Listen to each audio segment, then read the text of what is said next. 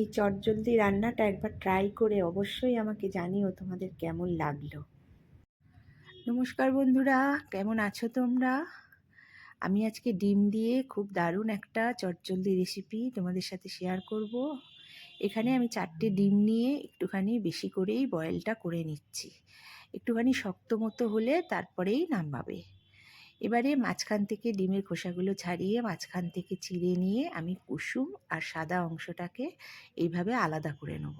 একটু বেশি করে সেদ্ধ করলে কুসুমগুলো খুব তাড়াতাড়ি বেরিয়ে আসে।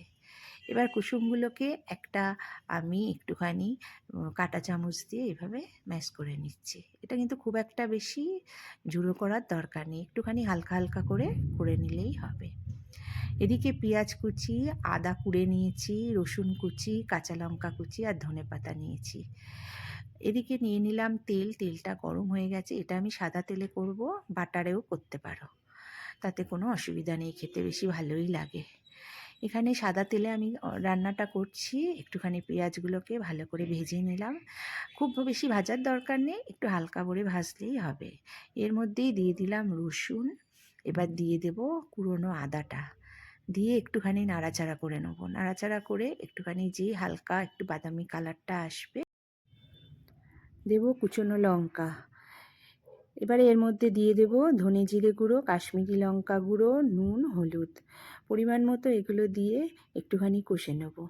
এবারে এর মধ্যে দিয়ে দেব আমি কুসুমগুলো দিয়ে একটুখানি নাড়াচাড়া করে নিয়ে ওর মধ্যে অল্প করে একটুখানি জল দেব, যাতে লেগে না যায়, নাহলে কড়াই একটুখানি ধরে ধরে যাবে। অল্প করে জল দিয়ে একটুখানি কষে নিলে তাহলে আর লেগে যাবে না কড়ার মধ্যে। এবার ওর মধ্যে দিয়ে দিলাম ডিমের সাদা অংশটা। এবারে ওর মধ্যে পরিমাণ মতো জল দিয়ে দেবো। একটুখানি কড়াইশুঁটি রয়েছে হাতের সামনে, কড়াইশুঁটিটা অপশনাল, তোমাদের ইচ্ছা হলে দিতে পারো। শীতকালে দেখতেও ভালো হয়, খেতেও ভালোই লাগে। এবারে দিয়ে দিলাম পরিমাণ মতো জল, একটু ফুটতে থাক।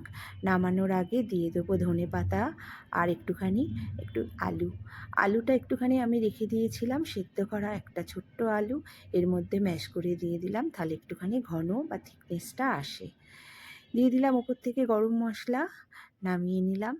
একটা মাখনের কিউব এর মধ্যে দিয়ে দিলাম, দারুণ সুন্দর টেস্টি খেতে লাগে। যে কোনো কিছুর সঙ্গে, রুটি, ভাত, এমনকি পাউরুটির সঙ্গেও এটা দারুণ।